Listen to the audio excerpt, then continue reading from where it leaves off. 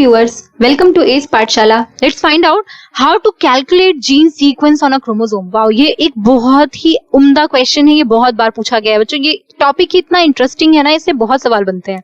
तो कैलकुलेट कैसे करें जीन का सीक्वेंस किसी भी क्रोमोसोम पे कि क्या है. ठीक है, तो एक एग्जांपल ले लेते हैं. If there are 3 genes ABC, जैसे हम तब से बोल रहे हैं कि ABC जीन्स प्रेजेंट होते हैं क्रोमोसोम पे, तो percentage of crossing over between gene A and B is 20%. ठीक है, तो इस सवाल में इन्होंने बता दिया कि जीन A और B के बीच का जो डिस्टेंस है वो 20% है और B और C के बीच का जो डिस्टेंस है वो 25% है और A और C के बीच का डिस्टेंस भी दिया हुआ है इन्होंने, यानी कि तीनों का आपस में इन्होंने डिस्टेंस बताया हुआ है. What is the sequence of gene on the chromosome? Fine, let's find out. तो मॉर्गन की हाइपोथेसिस क्या थी? हम जरा इसको याद रखते हैं दिमाग से. मॉर्गन की हाइपोथेसिस क्या थी कि फ्रीक्वेंसी ऑफ क्रॉसिंग ओवर और recombination between two linked genes is directly proportional to the physical distance between the two. तो फ्रीक्वेंसी या रिकॉम्बिनेशन जो होता है क्रॉसिंग ओवर का, वो किसके डायरेक्टली प्रोपोर्शनल होता है? डिस्टेंस के. ये हम लोगों ने अभी पहले भी डिस्कस किया था कि 1% अगर रिकॉम्बिनेशन फ्रीक्वेंसी है यानी 1 सेंटीमॉर्गन उनका डिस्टेंस है. जैसा कि अभी यहाँ पे दिया हुआ है, यहाँ पे अगर हमें बोला जा रहा है कि A और B के बीच का क्रॉसिंग ओवर का परसेंटेज, आपको क्रॉसिंग ओवर का परसेंटेज दिया गया है, इट मींस कि रिकॉम्बिनेशन फ्रीक्वेंसी की बात कर रहे हैं. ठीक है, तो क्रॉसिंग ओवर का परसेंटेज जो है वो कितना दिया गया है? 20% A और B के बीच का. इट मींस A और B के बीच का जेनेटिक लिंकेज डिस्टेंस कितना हो जाएगा? वो भी हो जाएगा 20 सेंटीमॉर्गन या 20 मैप यूनिट. ठीक है, वैसे ही B और C के बीच का 25% है तो 25 सेंटीमॉर्गन या 25 मैप यूनिट हो जाएगा B और C के बीच का डिस्टेंस. ओके, तो ये एक हाइपोथेसिस थी जो हमें याद रखनी थी, इसलिए मैंने आपको ये रिपीट करके बताई है. और 1 सेंटीमॉर्गन और 1 map unit is equal to 1% recombination between the two genes, जो भी हम जस्ट डिस्कस कर रहे थे, राइट? तो इसी एग्जाम्पल को जरा अब हम सॉल्व करते हैं. इसमें देखिए, मान लीजिए ये क्रोमोसोम है, ये जो ड्रॉ किया हुआ है ना मैंने, ये एक क्रोमोसोम है. फाइन, अब मान लीजिए कहीं पर भी हम इसको A लिख देते हैं और इसको हम कहीं पर भी B लिख देते हैं. अब यहाँ पे या तो हम यहाँ A लिख सकते थे, यहाँ A लिख देते, यहाँ B लिख देते, यहाँ C लिख देते. अब देखते हैं कि कैसे बनेगा इसका.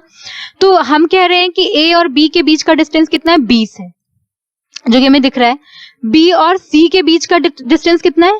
B और C के बीच का डिस्टेंस 30 है और A और C के बीच का डिस्टेंस कितना है? 10 है. अब जरा जोड़ के देखिए, 20 और 10 कितना हो गया? 30 हो गया. तो यानी B और C के बीच का डिस्टेंस कितना आ गया हमारा? लेकिन यानी कि यहाँ से लेकर के यहाँ तक का जो हमारा डिस्टेंस आया है, वो अगर हम इन दोनों को ऐड कर दें, क्यूमुलेटिव कर दें, तो हमारा 20 + 10 कितना हो गया? 30 हो गया ना. तो 30 सेंटीमॉर्गन हमारा B और C के बीच का जो डिस्टेंस था वो आ गया. वाह, बिल्कुल सही है ये. और यहाँ पे हमारा A और B के बीच का डिस्टेंस भी 20 है, तो ये बिल्कुल सही सीक्वेंस है क्रोमोसोम के ऊपर. अगर हम इसी को थोड़ा अलग तरीके से लिखते तो फिर हमें क्या मिलता, उसके बारे में देखते हैं जरा. तो अगर हम इसको किसी और तरीके से लिखते तो हमें क्या मिलता, उसके बारे में जरा देख लेते हैं.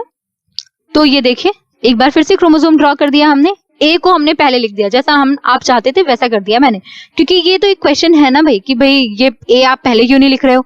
तो चलो A पहले लिख देते हैं, B बाद में लिख देते हैं. A और B के बीच का जो परसेंटेज क्रॉसिंग ओवर है या रिकॉम्बिनेशन फ्रीक्वेंसी है वो हमें दी हुई है, दैट इज 20%. तो यानी कि ये दोनों एक दूसरे से कितने डिस्टेंट है? 20 सेंटीमॉर्गन या 20 मैप यूनिट अपार्ट. फाइन. अब B और C के बीच का डिस्टेंस हमें 30 दिया हुआ है.